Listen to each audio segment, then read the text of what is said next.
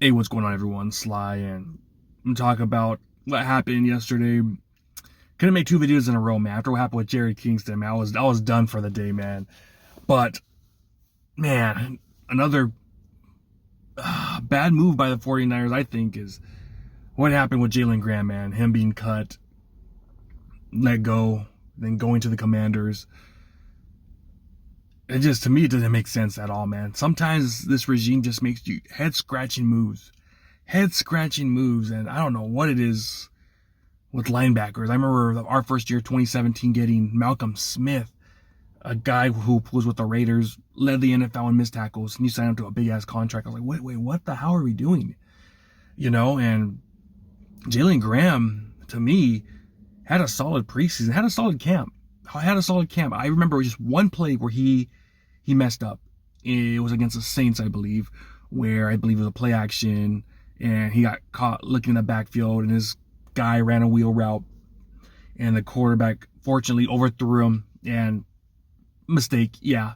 However, the dude's a safety, so he was a safety at Purdue, so it doesn't really concern me that much, because so far he has been good in coverage, especially in camp. So yeah, that play was bad, but other than that, I thought he played really good. I thought he had an eye for the ball. I thought he made one of the best plays for the Niners in preseason with that blitz. I was waiting for the defensive line. Come on, dude, someone get a sack, because we weren't getting a lot of sacks at all in preseason. But one play, they called a blitz for Jalen Graham and ran right through that A gap. There was a guy that actually picked him up, a running back. He blew that friggin' running back up like Swiss cheese, and then he still got the sack.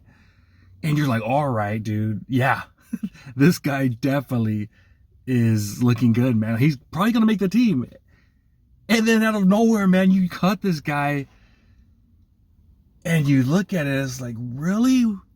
Flanagan fouls DFF, a guy that's been missing tackles all preseason long, and he's going to make the team? A dude that has no upside, is a veteran. Now, someone told me that he was guaranteed $2 million.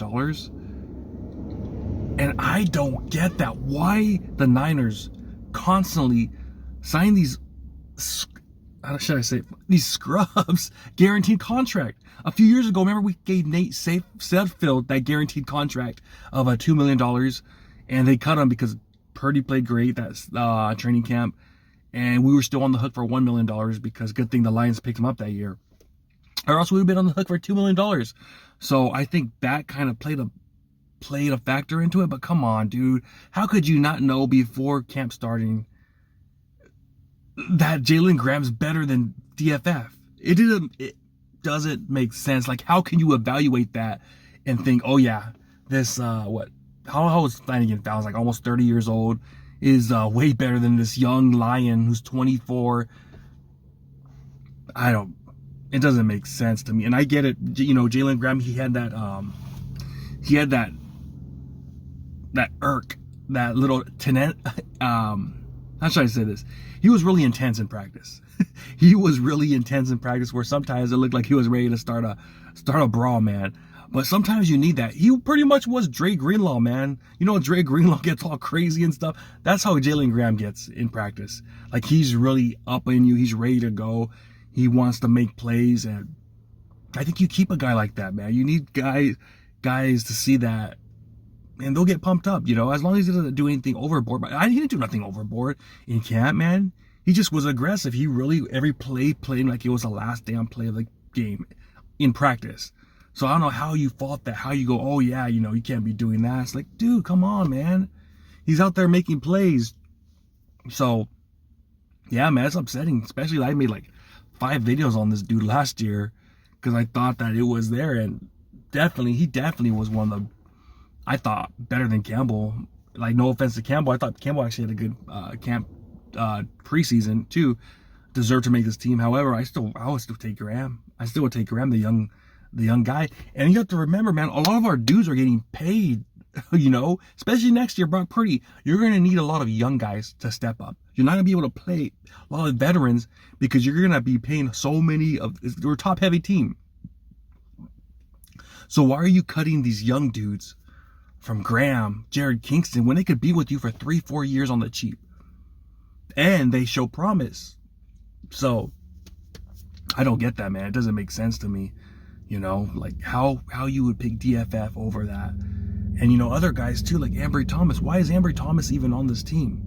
Like, why is he on this team? Why is he on this team? And you could go down the list. Ronnie Bell, obviously, maybe you keep him because Brandon Ayuk situation. And that's other Pandora's door right there. You should have played hardball with Brandon Ayuk from the beginning. You shouldn't be like, oh, you don't have to practice, whatever. That cost us a roster spot. Right now, there should be no roster spot for Brandon Ayuk. Because he's holding in, we lost a roster spot. And you could tell that John Lynch, Kyle Shanahan, yesterday at the press conference, they were pissed off. You could tell that something was wrong. Like they finally kind of had enough of Brandon Ayuk because they had to lose one of these spots, whether it been Jalen Graham, Jared Kingston, Cody Schrader. Who was that fourth guy? I can't think of that fourth guy that got poached. But it just, yeah, man. It seemed like kind of a train wreck yesterday, what happened with everything that went on. And for some reason, the Niners, I don't know if we do it to ourselves. We kind of do it to ourselves.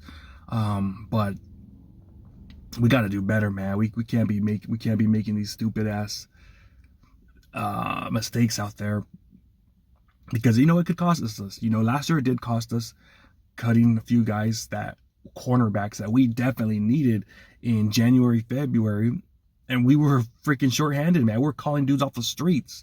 Hopefully it doesn't get to this point with cornerbacks or offensive line, because, fool me once, shame on you. Fool me twice, shame on me, man.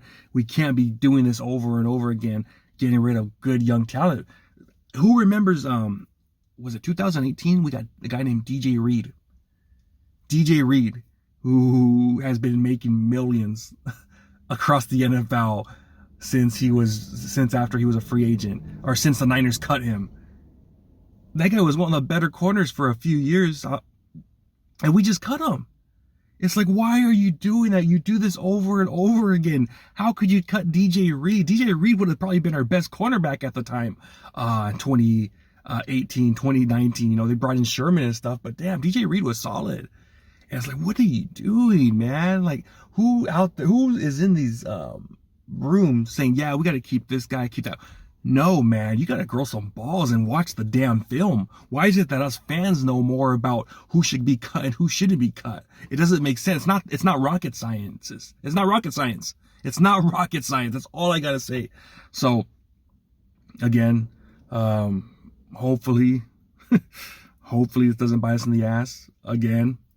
And we have a plan, I like the aggressiveness of this team, during the trade deadline, where we're trying to get these top dog guys. I like that, man. I think that's awesome. But when it comes to these cuts, you got to be smarter, man. You got to be smarter. But that's just my thought, man. Jalen Graham, congratulations to Washington. I think he's a hell of a player, man. I think he's a hell of a player, and I think you could develop this guy, and I think one day he definitely could be a starter. No question about it, man. No question about it. But yeah, that's what I got, man. Talk to you next time. Peace.